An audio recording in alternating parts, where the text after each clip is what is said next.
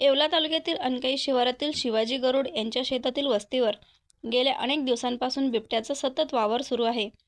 तब्बल 8 वेळा बिबट्या या वस्तीवर आला असून पाळीव कुत्रा मोती मात्र प्रत्येक वेळी जोरदार भुंकून त्याला पिटाळून लावत असल्याचे चित्र दिसून येत आहे. बिबट्या मोतीवर झडप घालण्यासाठी येत असला तरी मोतीच आता वस्तीचा रखवालदार बनल्याची चर्चा परिसरात रंगली आहे. वन विभागाने 15 दिवस पिंजरा लावला होता. मात्र पिंजरा काढल्यानंतर दुसऱ्याच दिवशी बिबट्याने पुन्हा वस्तीवर हजेरी लावल्याने नागरिकांमध्ये भीतीचे वातावरण आहे.